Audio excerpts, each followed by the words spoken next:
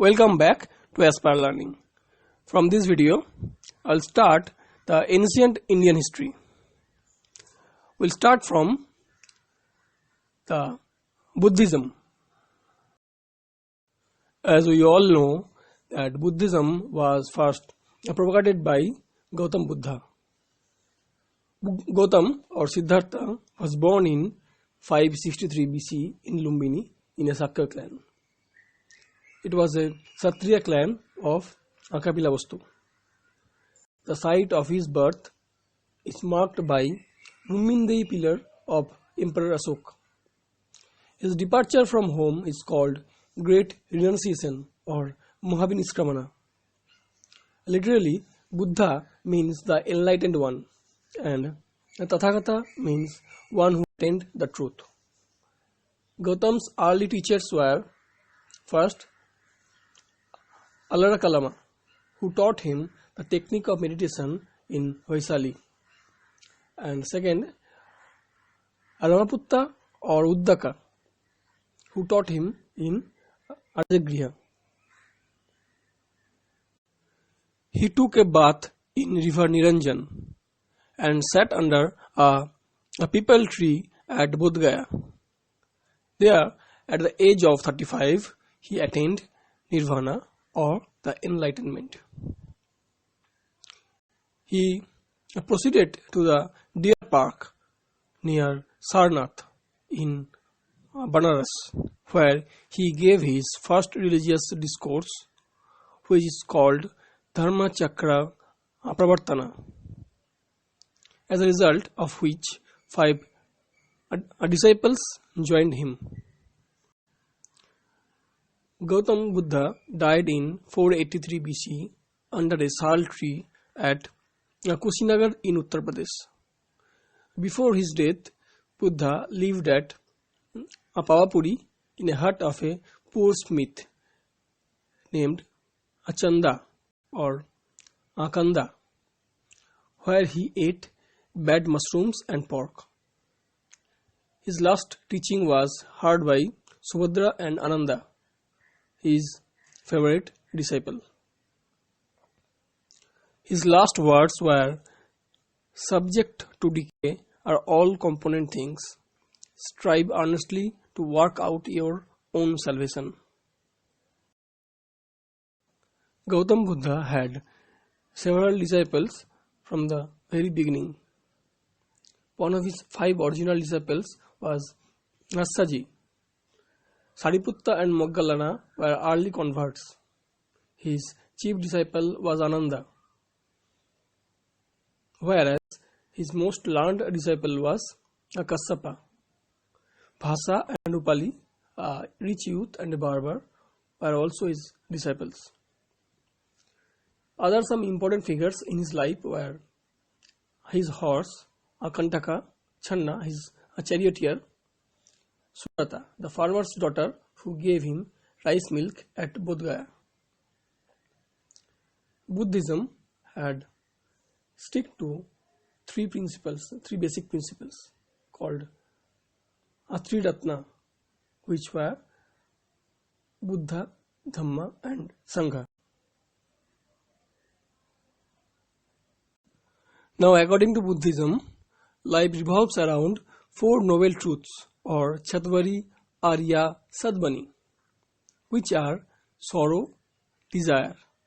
To remove sorrow, one must control desire. And to reach this stage, one can follow 8-fold path. The 8-fold are right livelihood, right view, right effort, right concentration, right intention, right mindfulness, right action, and right speech. There are several symbols associated with the life of Buddha. His birth is marked with lotus and a bull. His great renunciation is marked with horse. His nirvana with a bodhi tree. His first sermon with a dharma chakra or wheel. And death is with stupa. Gautam Buddha may be called an agnostic because he neither accepts nor rejects the existence of God. Gautam rejected infallibility of Vedas. Nirvana literally means blowing out or extinction of desire. It is deliverance of or freedom from rebirth. He laid great emphasis on law of karma. Buddha taught that the soul doesn't exist. What is called the soul is in reality a physical and mental aggregate of 5 anitya or impermanent conditions called khanda or skandha. Thus, all things in the universe may also be classified into 5 skandhas.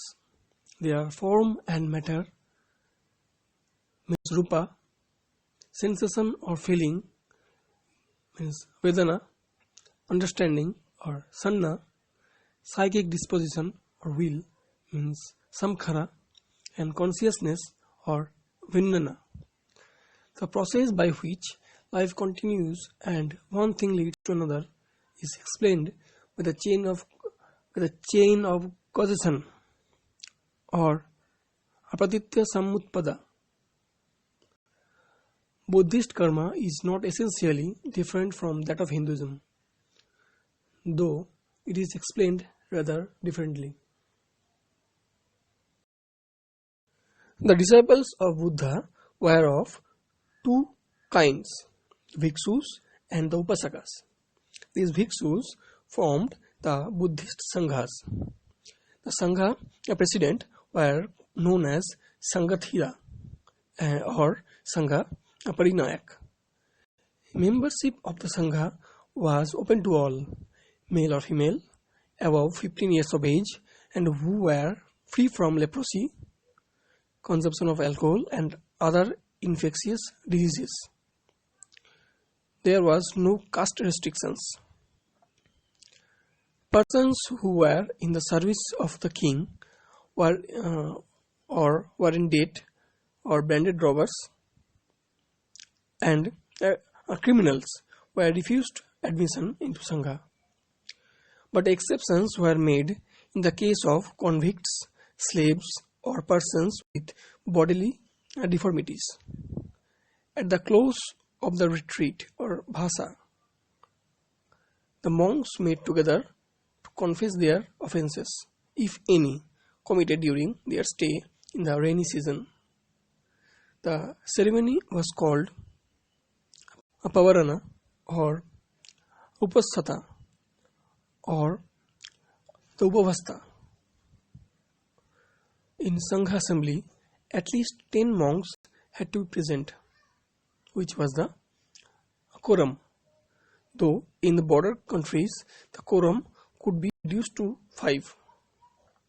Novices, women, were not entitled to vote or to constitute the quorum.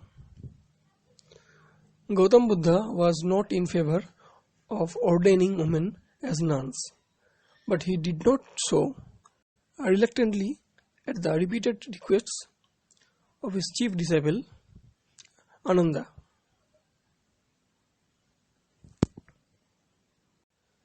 Buddhist literature consists mainly of 3 Pitaka: Vinaya Pitaka, Sutta Pitaka, and Abhidhamma Pitaka. Vinaya Pitaka consists of rules of conduct and discipline applicable to the monastic life of monks and nuns. Sutta Pitaka consists of the main teaching or Dhamma of Buddha.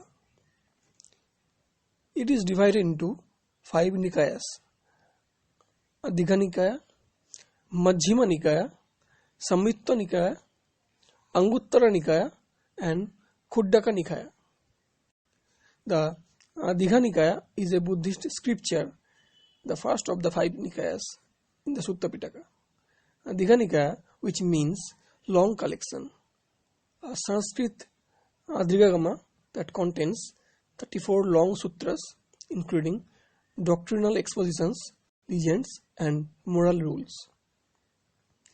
The Abhidhamma Pitaka, a philosophical analysis and a systematization of the teachings and scholarly activity of the monks. Other Buddhist texts included Divyabhadan, Dipamsa, Mahavamsa and Milindpanha.